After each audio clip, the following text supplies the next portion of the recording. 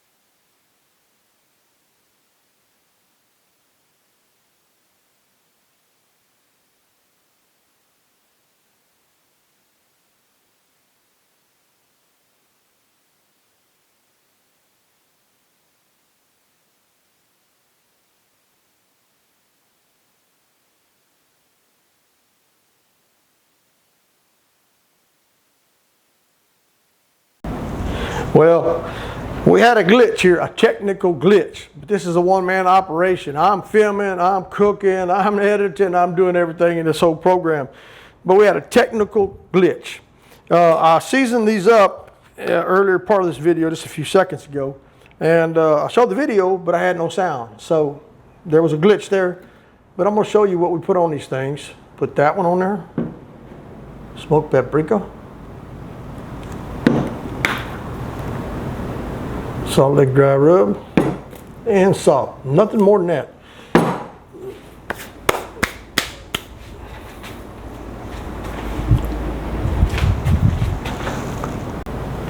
And just for the hell of it, the wife said she wanted some pork spare ribs. So we're going to throw those on there too. Cook them at the same time we're cooking the fajitas. We just season those up and we're going to get them ready to go on there. So stick around. Let's watch some sparks fly. It's Larry, and first off, let me thank you for stopping in the channel and taking your time to look at this little old video. We're just a mom and pop shop out here trying to pass on some of the knowledge that we have in our 60-something years of living on this old earth. And we're not the smartest and brightest light bulb in the house, but we get a few things done, and we get it done our way. And it is usually done the right way. So stick around. I'm going to show you how we cook some of the tastiest fajitas that you'll ever eat on a Traeger Pellet Grill. Now keep in mind that I've had this old grill for, since 2013-14, where we went up there in San Antonio and we won a few awards with it. That's just a few of them. We got a closet full of them and a shop full of different trophies, but no, there ain't no bragging going on here. We just got lucky, I guess. Even a blind squirrel gets a nut every now and then. No, back to the Traeger Grill. Really good piece of equipment. For what you're paying for it, it's outstanding and does some really good cooking for you. So stick around, let me show you how we cook these fajitas, and I might glance over at the pork spare ribs every now and then, but let's make this happen. Well, I just got through cooking 2 chickens, and the heat deflector has fall on it. I'm gonna leave it on there right now, cook this next batch of fajitas and pork spare ribs. It ain't gonna hurt nothing. Actually, it'll kind of integrate some of the flavor from the other meats into the meats that you're cooking now. That heat's going to just recycle that flavor profile. So let's get our stuff ready to put on there.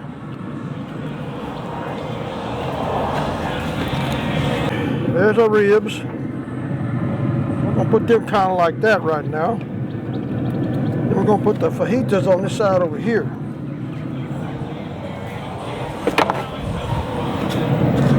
Oh, them fajitas look pretty good.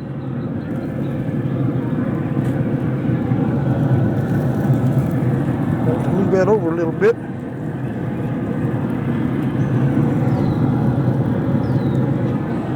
Make sure you got them stretched out real nice and flat, because they are going to want to draw up when that heat hits them. Matter of fact, you might want to kind of pull that one back together like that right there. You got this old Traeger grill on 375. That's as high as she's going to run, and we're going to see if this old Traeger grill is going to cook that stuff like it's supposed to.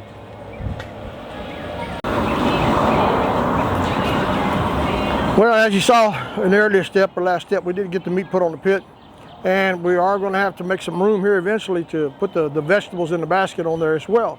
Once we get those vegetables on the Traeger grill itself, we'll need to go ahead and spray it down with some butter, or spray some more olive oil on it. If you lose some seasoning, you can always re-season later on. I don't want to get too crazy with seasoning vegetables. They're easy to season up at the end if you need to, but we're going to make a space here shortly, put the vegetables on there, say about 20-30 minutes into the cook time. That way the vegetables will kind of be ready about when the meat is ready. Now this is an old Traeger. I've had this thing, I think I purchased it back in 2013, 2014. So it's got some modifications done to it, because we do competition cooking, or did a lot of it at the time. And we had trouble with the wheels, or actually these supports on the legs coming loose. So I made me a little 3/4 inch by 3/4 inch support all the way around there and screwed it in place. And I think there was something else. Oh, the handle on it. The handle finally wore out due to a train wreck we had, or almost really a car wreck. We had to lock the brakes down and caused some damage. So I made a custom handle for it. But otherwise, this thing is original, and it only goes to 375 on this old style. But I think the new ones get up there to 500, 550, which makes it even better for cooking fajitas. But today, we're going to see what it's going to do wide open on 375, and the temperature's still coming up. Well, it's been about 15 minutes since we actually jumped into it and put those things on the pit. But if you take a look at that, we're starting to see some really nice color, and we're not far from actually putting those vegetables on there. But yeah, look at that fajita. Woo, sure look good. Make you want to slap your mama. Well, it's been about 20 minutes ago since we put these fajitas and the ribs on this old Traeger grill. Now we're going to flip them over and see what we got.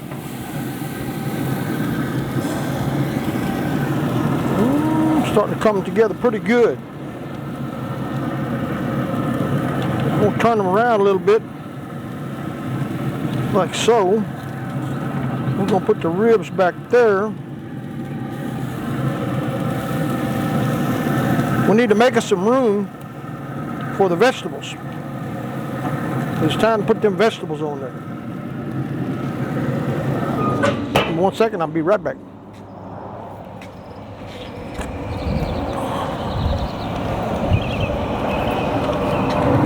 Now we got that basket of vegetables there that we mixed up earlier and chopped up. And you know what's good about this? You can flip these things over like that.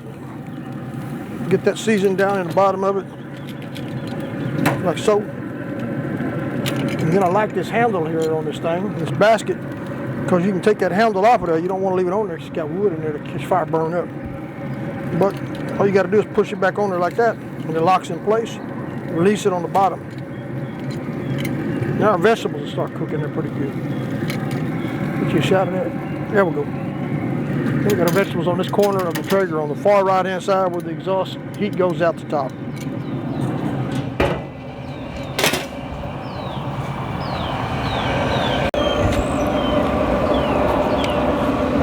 Something else you're going to need to do, I'm going to get the camera moved over there a little bit. There we go. You're going to need to try to hit that basket. Take that lid off of there. Move it to the side. And then I like to put a little butter on it. If you wash some of the spices off, you can always come back in there and shoot more spices on them later. Now that stuff will dribble down and get into the rest of the meat.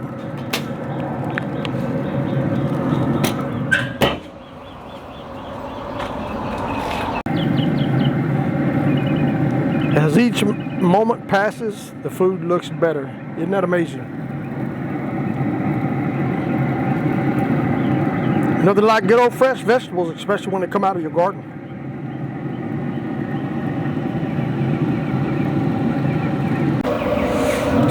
Well, I believe them fajitas are just about done now. So let's go ahead and take them off and put them on a cutting board and slice into them and see what they look like. Would you look at that? Boy, that sure looks pretty. Both sides look good.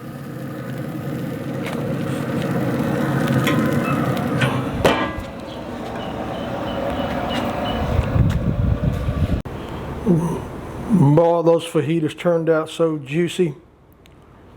The color's phenomenal. They're kind of a medium to well. Now let's slice them up and see what they look like on the inside. Now you'd normally wear gloves and practice sanitation, right? Well, I don't know about sanitation for me today. This is me eating it. I'm not serving it to anybody else. But let's see what it looks like. Now the grain, you see how it's running there lengthwise? Some people like to cut them that way. I don't. I like to cut across the grain.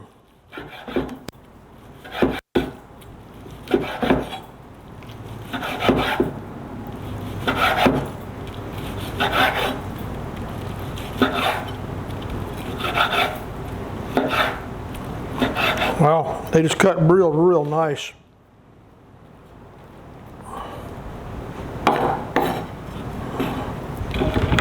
Did you look at that, guys? Those things are phenomenal. I mean, just take a look at those fajitas, would you? Nice golden color, like kind of a, I don't know what you call it, kind of a reddish tint, just phenomenal. Kind of remind you of the south of the border type fajitas here that we have in South Texas. But a few more minutes, we're gonna cut those other ones up. Let's see what they look like.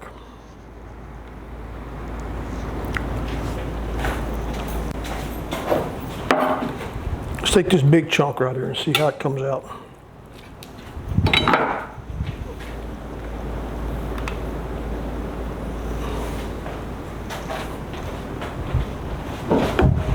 All right, this is the bigger piece. The grain pattern running this way. I like to cut them across. Who needs that? When you cut them across like that, that's what you get. And it makes it easier to eat and it's more tender. See how all the tendons break apart? Now let's see if we can take it apart with a hand. Oh my God, look at that, would you? Falls apart. Finish cutting these up.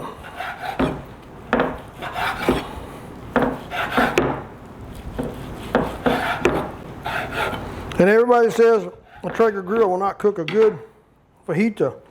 Well, I hate to pop y'all's cherry, but that is totally wrong.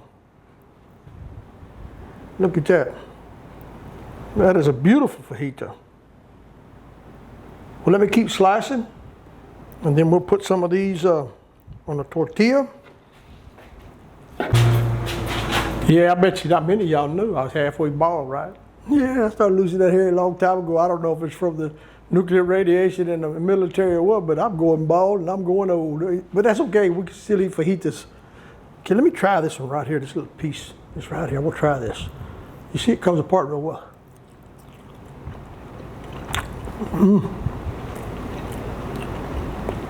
Maybe just a tad bit too much salt. But otherwise, really damn good. Now, like I always say, not bad manner, just good food. I'm gonna continue slicing. I'm gonna bring the vegetables in here.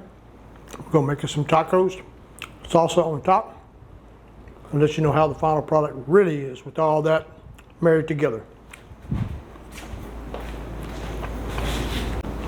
All right, now class is back in session. Yeah, how you like that one? Like I'm somebody, right? All right, we got us 2 tortillas. Now we warm these up on the griddle, on the Traeger grill also. So the first thing we're gonna do is we're gonna grab us a couple of chunks of this meat here. We're going to stack that on there like so. Man, just when you look at that, that sure looks good. A couple more for each one of them tacos. Boy, $27 a slab of meat. This stuff ought to be good, right? I'll put one more piece on there. Let's not be too tight with that. Now then, we got some of this salsa right here. I'm gonna put a little salsa on top of that. Not a lot, just this stuff's supposed to be pretty hot. At least that's what the label says. It's hot. All right. Now I'm gonna do this with my old grubby hands. Now, like I said, I'm not feeding anybody else. I'm cooking for myself today and for you out there in YouTube world to see how we cook fajitas here in South Texas. Now we're definitely gonna have some onion on there. Onion. Bell peppers. You know, you got some different colors to choose from to make it look pretty. Where them other ones at? There's another green one over here. Put another yellow one over there, an orange one over there. And just out of curiosity, I'm gonna slice me one of these tomatoes. And I'm gonna stop it right on top of there. I like tomatoes. Now squash is not for the fajita taco. The squash is for me. I like squash, especially fresh out of the garden like it is. And that's about all the vegetables. Boy, that was a twisty word, wasn't it? Let me lick my fingers. All right, now you got yourself a nice looking taco right there. Look at that.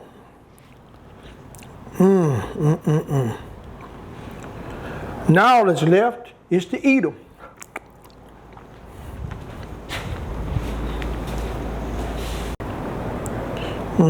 Don't that look good? Boy. Isn't the color phenomenal? Now I did put a few wood chips in my pellet hopper. So in reality, there was a little more smoke than you would normally have in a pellet cooker. I found some chips and I broke them in really small pieces so they wouldn't plug up the auger. And I put those in there and it seemed to work pretty good. Oh, that beautiful color in the vegetables.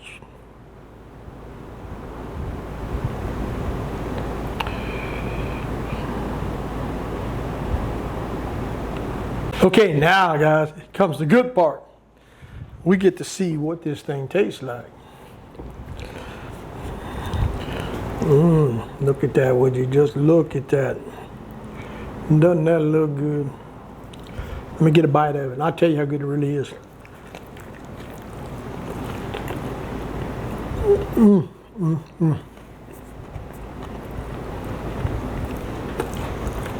Not bad, man. It's good food. And if you look at that, my old chompers was able to chop that fajita right off. And I don't have a mouthful to eat no more. I'm old.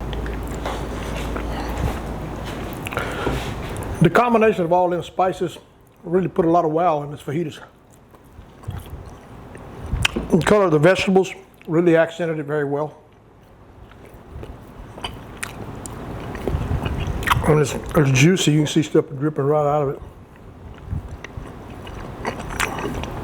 Would I change anything on this cook? I doubt it. I think that anybody can eat these fajitas if I can. One more bite. Now guys, I do ask this. If you took the time to watch this video, we're just a small mom and pop channel out here in the big YouTube world. And competition is fierce for us out here. So we count on you to hit the like, subscribe button and share this video with all your friends so it'll get out there where other people can see it and maybe they can do the same thing we did here today. One more bite and we'll turn this off and let you get back to what you were doing.